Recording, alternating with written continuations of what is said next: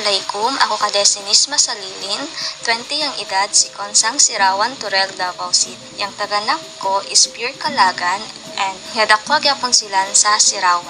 Our tribe is a proud indigenous people from the southern part of Mindanao. Our home is in the coastal areas where the sea meets the land and where we live in a harmony with nature. I'm studying here at St. Peter College of Turil because I believe education can help me protect and share my Kalagan language. Oink.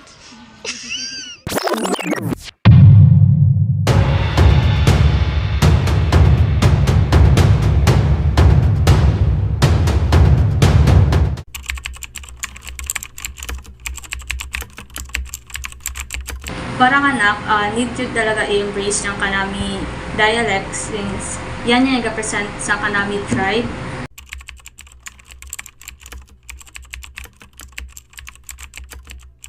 Ang advantage ng paggamit ng Kanami dialect, ng Kalagan dialect, is like magkasinabot kami sa kanakong mga ka-tribo. And ang disadvantage umanan is di namin siya mamagamit if makipagstorya kami sa laing tribe kay di magkasinabot, miscommunication. And like many indigenous languages, it carries unique sounds, expressions, and meanings that reflect the Kalagan people's way of life. It is not just a means of communication, but also a vessel for stories, rituals, and wisdom passed down through generations. As a student of St. Peter's College of Turil, I believe it's important for us to recognize and celebrate the diversity of languages in our region. Iyan na barno. Mapita magabi kanita langon.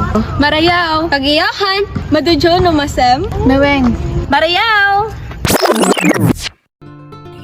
Kalagan is not just a part of our linguistic heritage, but is a bridge to understanding the values, traditions, and worldview of the Kalagan people.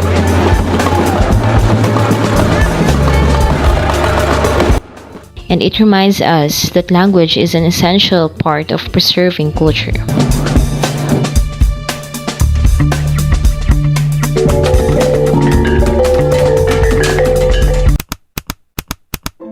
Join me again for another video. This is Language Journey with Jessa. Bye!